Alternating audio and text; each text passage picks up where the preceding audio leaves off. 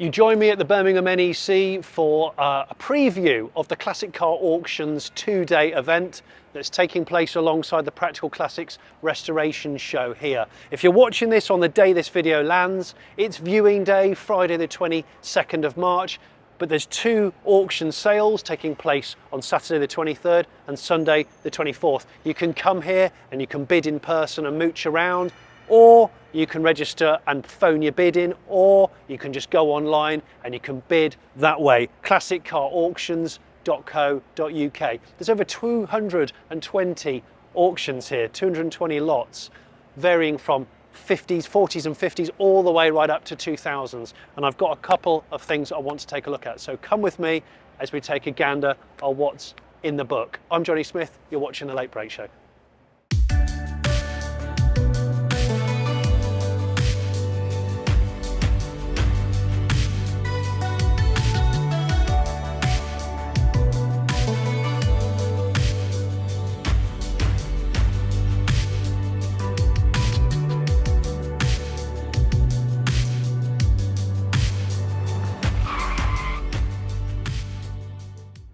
Right, this is the first lot that I want to talk about, and it's actually the first lot that's going under the hammer, lot 101. Yes, it's a russet brown Rover, but it is a V8, it's a P6. There's a few P6s at this auction, and I'm a big fan of the Rover P6. It's been so cruelly underrated. It's an engineering masterpiece under here, and I really like them. I'm very fond of them. This is a largely unrestored car that's been recommissioned, but the reason why I want to talk to you about it is because this exact car, all the proceeds of this sale are going to Prostate Cancer UK. The chap, Stephen, who owns this, has decided to donate that, and he's a reader of Practical Classics magazine. So I think it's not only a worthy cause, but I think it's a very cool car. I would love more younger people to read up about P6s and P5s. That's a Rover P5, the car that predated that. That one won't go around corners like this. It's less nimble, but the same V8 engine. My brother had one of those. Absolutely love those. There's another car I want to quickly talk about. I won't dwell on it for too long. Most people have no idea what these are. Unless you're a banger racer, you'll have no idea what this is. It's a Van den Pla Princess 4-litre R. It looks like a fairly regular 60s saloon, but these had a 4-litre Rolls-Royce engine. That was what made these special. To restore one of these, and one of those actually, the P5s, it's always more money than they're actually worth. So I'd always recommend, if you want to buy one of those sorts of cars, buy one that's an older restoration or that's a bit of a survivor. What's this one? Lot 159, estimate 10 grand. On to the next one. It's another Rover P6. I've become a bit of a P6 fan. This is a genuine ex-police P6 because they were fantastic cop cars because they had nimble suspension and they weren't too wide, and of course they had the V8. This is 3.5S, which means S meaning it's manual. But this car's had a really odd history. Ex-Hampshire Police, and then it became a staff car of Earl Mountbatten of Burma when he was on the Isle of Wight, where it was repainted black. And then it's been restored since, an older restoration, and put back into police car livery. And it was found abandoned in the 90s in a piggery with a tree growing through it. Interesting car. I do like a P6. I do like a P6. Now, Mark 1 Capri, lot 110. The double tailpipes might be an indication of this one, that all is not as it seems. Louvers in the bonnet. This is actually a period converted by Superspeed of Essex V8. So they did make V8 Capris aftermarket in South Africa by a company called Piranha, who are like the South African Shelby. But Superspeed and Essex were doing it, and this is one of those conversions based on a 73 3-litre GXL. And this car has had a warmed over 5.7. It's got alloy heads, Holley-carb, custom exhaust system. It's got a Tremec 5-speed gearbox, so it's had an awful lot done, including coilover Bilstein suspension, stuff like that. This car has an estimate of £30,000 to £40,000. I bet it drives, looking at the spec, I bet it drives really well. It's got decent brakes on it, decent suspension. It's got the RS style wheels with some Pirellis on it. A really, I mean, such a good looking car. If you watched a fairly recent barn find of mine on the Late Break Show, we did a Mark 1 Capri that had been locked away in London for many years. I've actually just checked my notes, and Super Speed of Essex, they only ever converted one Capri to V8, and it was this one. I thought they did several, but no, it was this one, the only one. So there's a gang of minis at this auction, a couple in particular that have piqued my interest. This one here is a Civic Type R drivetrain and a 1275 GT. You can tell by the wider track that there's something going on under here and this huge hole in the bonnet. But the car I want to talk about, because like with all these things, the commercial vehicle derivatives are the ones that suffer more because they get used harder. There's a van there, and this one's a pickup. This is a 1964 pickup that's been so beautifully restored. The vehicle condition report is at 131 points out of 135, so it's really good condition. The pickup model came out in 61 for minis. It's probably, I think, the one that's least seen out of all the different versions of minis, because obviously they're a water trap and they get punished. This little 850 looks absolutely delightful.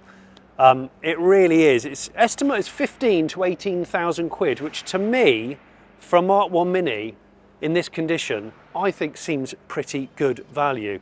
I just think they look ace. This one here, this is probably my favourite Mini of the bunch. So it's a 1959, first year of manufacture, badged as the Mini 7 Deluxe. It's only done 15,000 miles from new.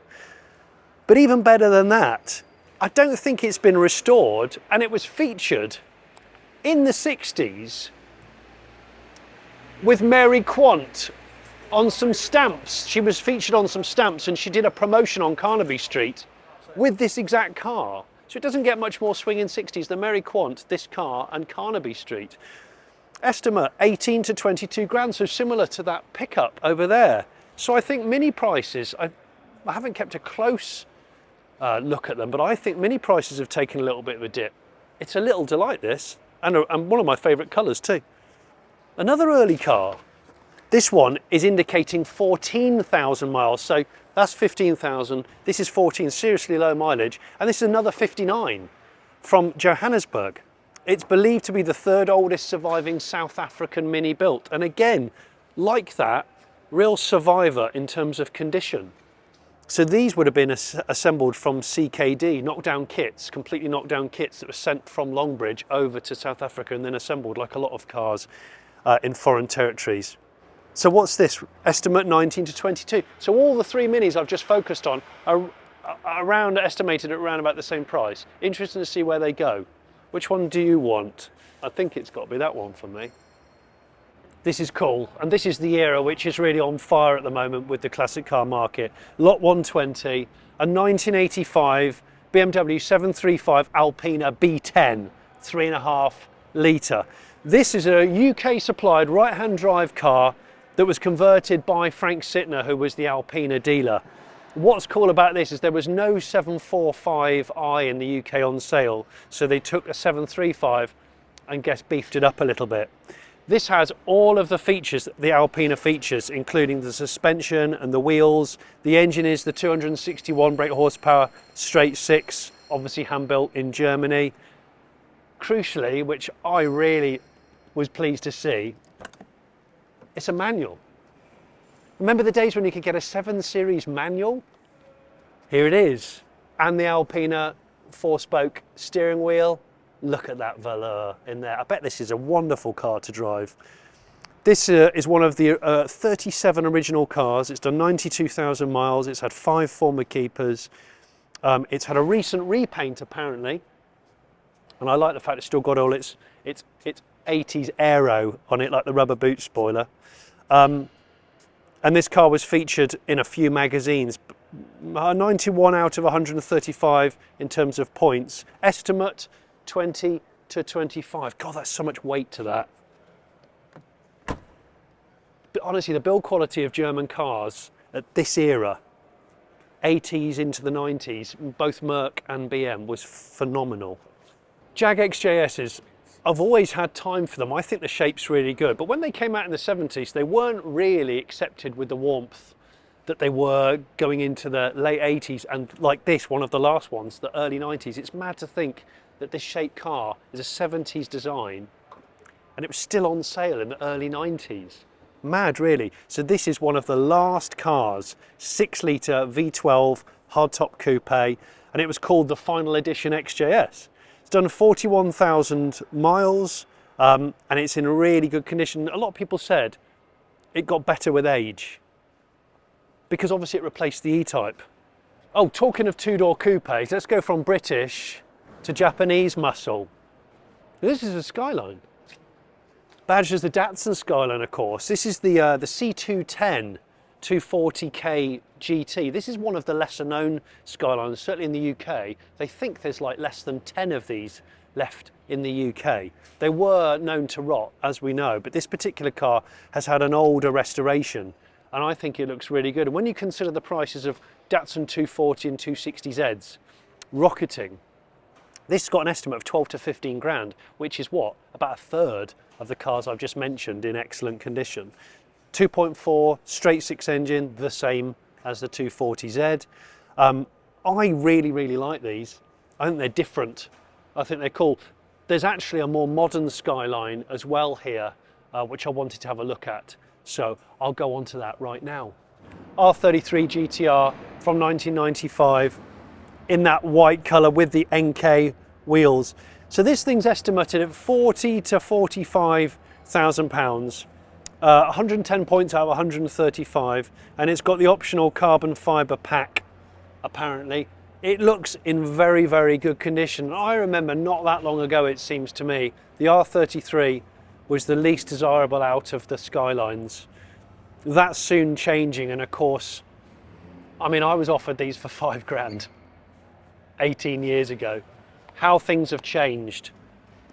It's the values, that 25-year rule, you see, of these Japanese import type cars that's now making them worth more in the States than it is over here. Hell, there's even a market for buying this car here for this kind of money now, possibly selling it to the States immediately. But this particular car has had a lot of work done on it, some minor modifications because a lot of them were modified. This one runs original turbos on factory boost settings, equal length downpipes from RHD Japan were fitted in 2020, and a Blitz Nurspec exhaust system. I did clock that as I walked around the back of it.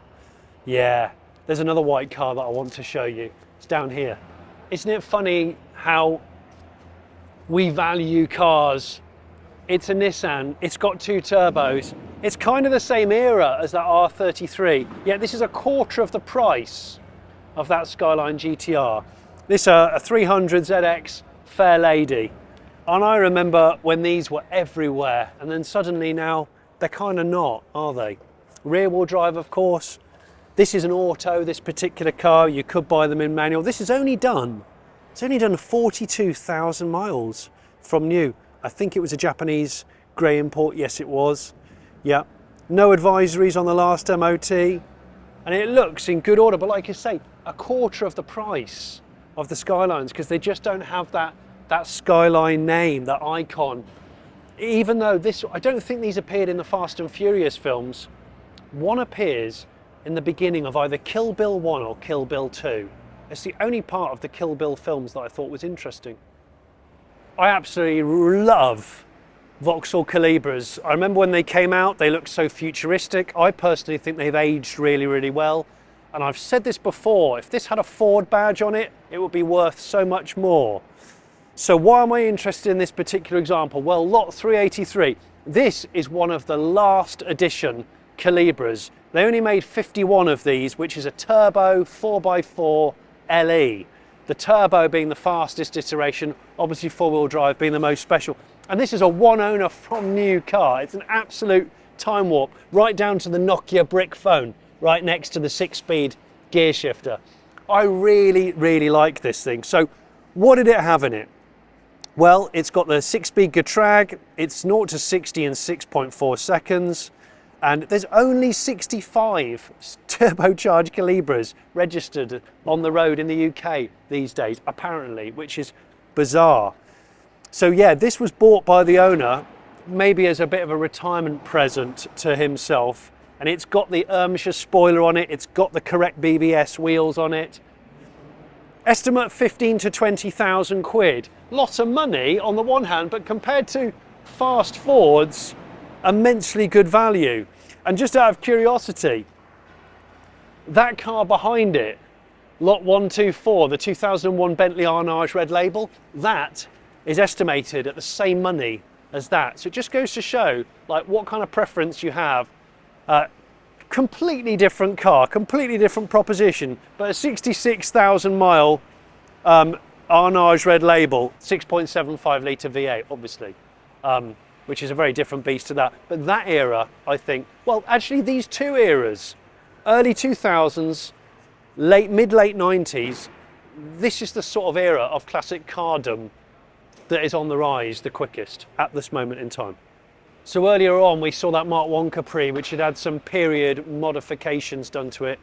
This is another period performance piece, third generation Capri, 1984 car. This is the Tickford Turbo. Those of you who know will already have seen the body kit. It's quite of its time. The back end and the front end, pretty individual. So this is one of very few Tickford Capri turbos, and this exact car had an engine fire and has subsequently been completely rebuilt. Bare metal restoration. It's done 40 something thousand miles, 42,000 miles. This era of Capri has such a strong following. I liken this kind of blanked off front end. Phil, the videographer, said it's like Mantas. If you remember when Vauxhall went full aero, where they got rid of the grille, it was quite radical at the time, and had the droop snoot kind of front ends. That's almost what it's trying to mimic, I think.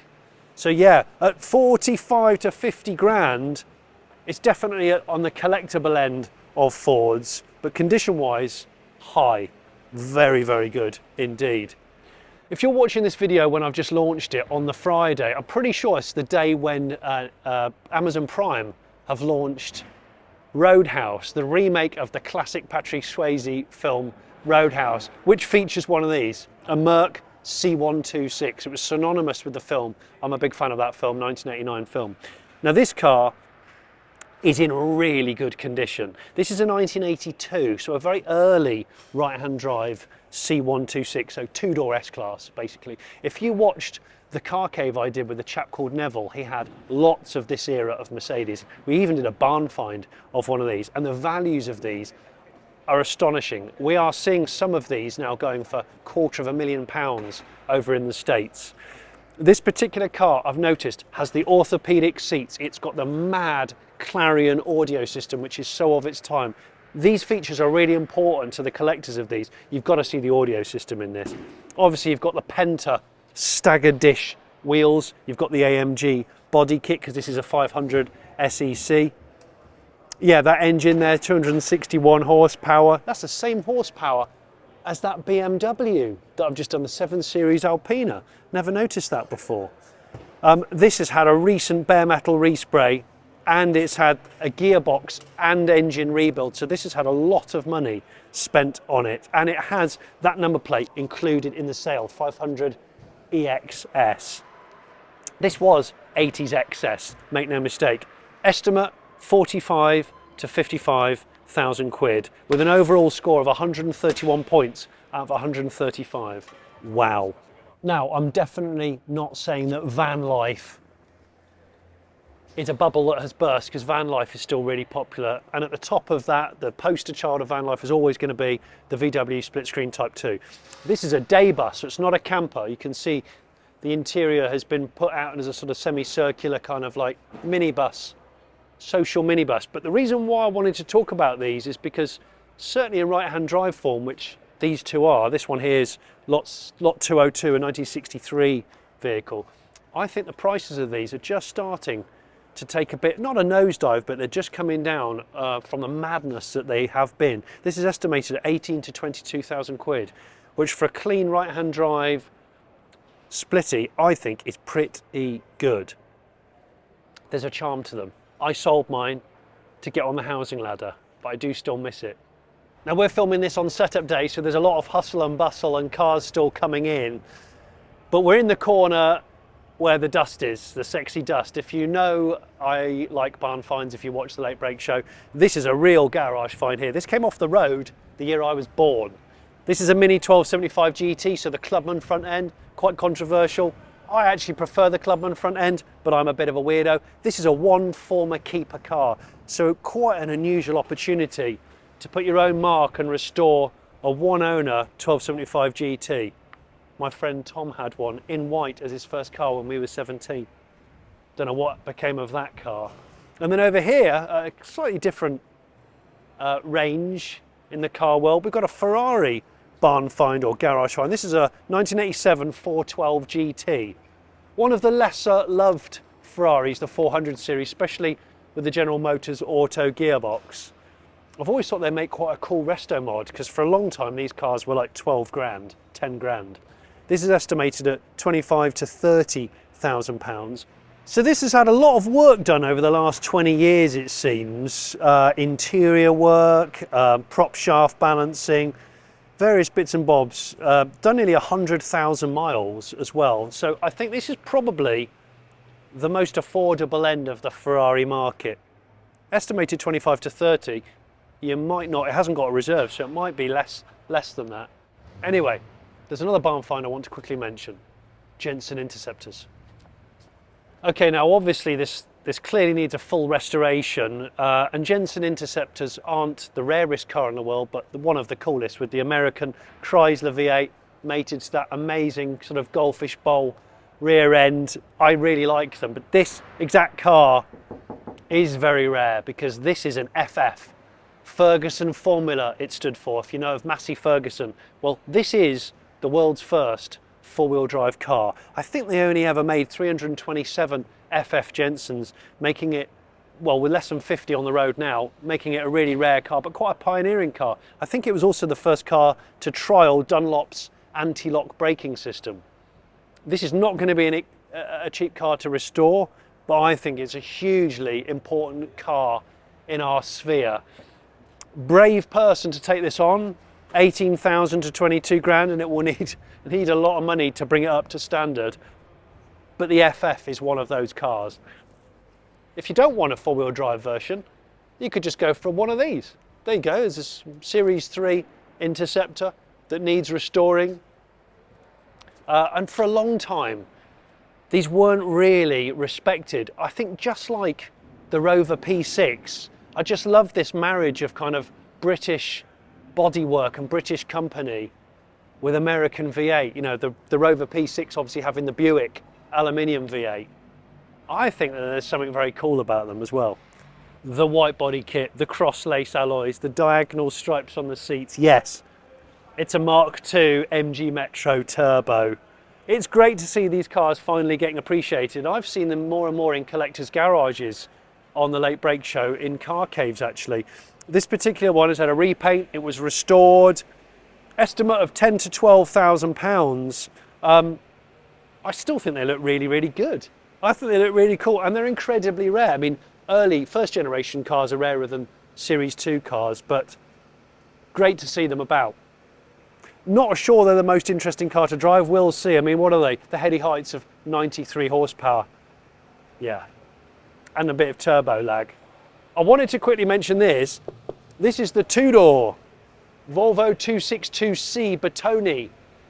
They tried to make an American market skewed two-door version of the Volvo 240. This was the answer, with a chopped roof done in Italy. Luckily, this one doesn't have the vinyl roof because they rot like hell under the vinyl roof.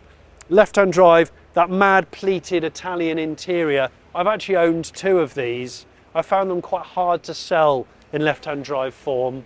People were a bit scared of them, but that's where most of them got sold to. So they're consequently better value when they're US imports, like this one. This one looks really nice though in black. Mine was silver. Selfishly, I've just had a wave of nostalgia. This is the same reg, colour and spec, a GL not a Gear 2.8 as my dad's Mark II Ford Granada. This is in splendid condition. Ironically, my dad chopped in, I think, the Hillman Avenger. Yeah, our Hillman Avenger for one of these, which brings me onto the car down here. So those of you who will know me, one of the first car memories I've ever had were my parents' Hillman Avenger estate, which they bought new in '76, and I came home from hospital as a baby in '79 in it. We had it for years, I learnt to drive in it. it sadly no longer exists. But this is an Avenger, not an estate, and this is one of the very last Avengers, a 79 car, and it's badged as, I think, a Talbot, because this is when Hillman became Chrysler, became Talbot, the Roots Group all got amalgamated. And my brother actually had one of these really late cars, and he says it was probably the best sorted Avenger. Had electronic ignition, engine was a little bit stronger. What's this one? This is a 1600 Super Saloon. This is really nice, this car. This one's done not that many miles, 35,000 miles. The interior's lovely. Just look at that, almost like a brown checkered flag with faux leather dash. This is a really nice Survivor Avenger. And I've said it before, you know, Avengers came with a 4-link rear end. So as a standard car, they were actually a more sorted car than a Mark 1 or Mark 2 Escort. Controversial, I know. This is estimated 3 to 5 grand with no reserve, and I am really quite taken by it.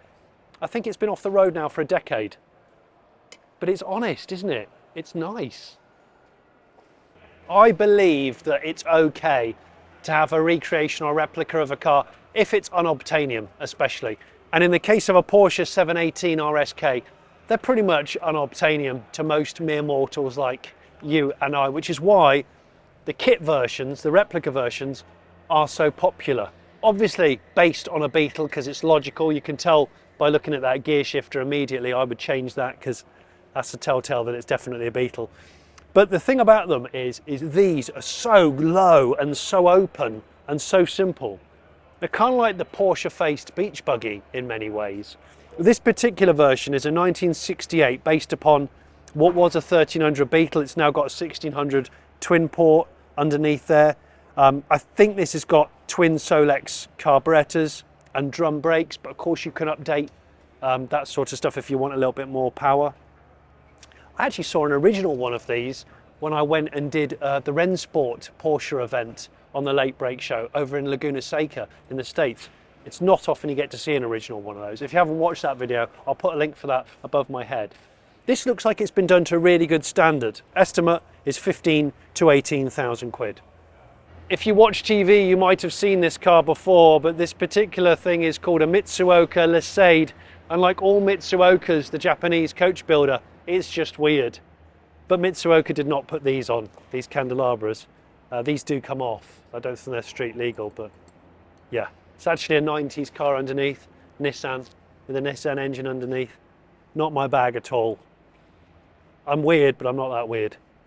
As I said in the intro, there's 2 auction sales taking place at the Resto show, one on the Saturday and one on the Sunday. And the one on Sunday is hosting what they call the Drayton Collection, which is one man who's amassed all these different quirky Range Rovers, largely all needing restoration, but they're all very special in their own different ways. And I want to start by talking about the 2 over here.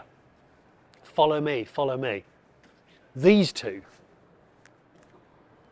This Carmichael, which is a 6-wheeled conversion fire tender, actually, believe it or not, I couldn't believe it when I read this. This is Range Rover Velar number 2, chassis number 2. This is the 2nd Range Rover off the production line, would you believe, that then went and got converted to become a 6-wheeler and then went into action as a fire tender. So this tells some serious history. The fact that it still survives is fairly miraculous. Yeah, YVB 152H. It's done 77,000 miles and it was assembled as a pre-production prototype in the Solihull plant on the 12th of December 1969. And it was originally finished in Lincoln Green. 3 days before Christmas it was dispatched to Land Rover's own engineering department as a promotional film for called A Car for All Reasons. And it was then selected to become this. This here though. By the way, that's 12 to 15 grand. But this one here is a Monteverdi.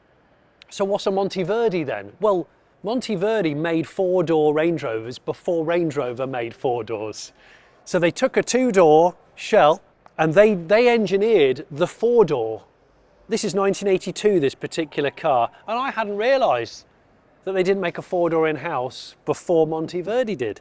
So this car is quite significant. This is actually a manual, long stick as they call it, manual version. Like all the cars from the Drayton collection, they've been sat around for at least a decade, I think, outside. So most of them do need fully restoring. So yeah, this is a Monteverdi car. So that would have been engineered in Basel in Switzerland, then manufactured by Carrozzeria Fessore in Italy.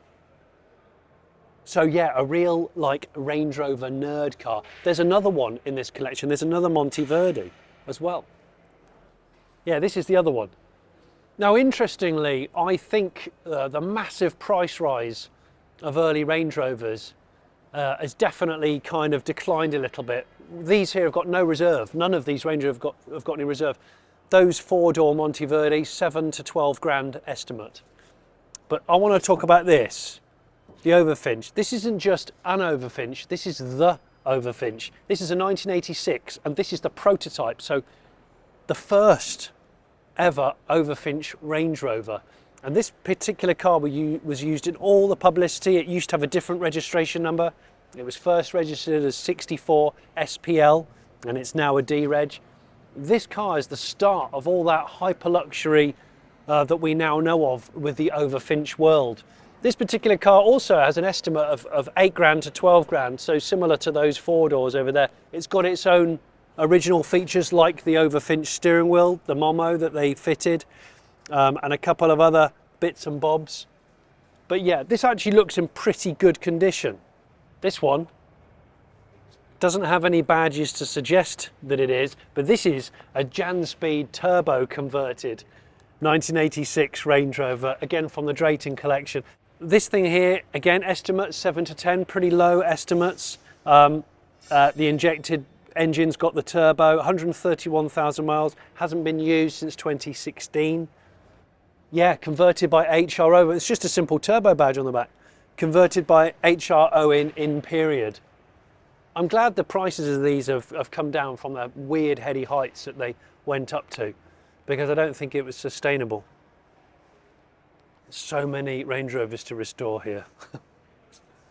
The 996 is still the most affordable 911, but for how long, we don't know. This thing has an estimate of 12 to 15 grand, but this 2001 Carrera 4 manual has interested me, because although it says 108,000 miles, this car, when it was at 60,000 miles, had a brand new crate supplied engine from Porsche fitted with receipts to back all that up, and a new clutch at 92,000. So it's had an awful lot of valuable work done on it, and it looks really good. If you could get that for 12,000 quid, or even a smidge under, who knows, that's an amazing bargain, really. And tasteful colour combination too. I still love these wheels. They're still one of my favourite sets of wheels. The continual rise of the Japanese cars of a certain era, the buoyancy of the fast Ford. The market's forever interesting in the classic car world. If you're watching this on Friday, then that is viewing day today here at the NEC for the Practical Classics Restoration Show. But remember, the classic car auction sales, there's two of them. They take place on the Saturday and the Sunday. Saturday 23rd, Sunday the 24th. Sales start from 12 midday.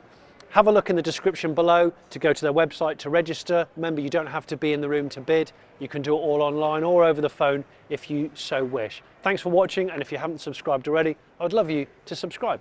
Thank you.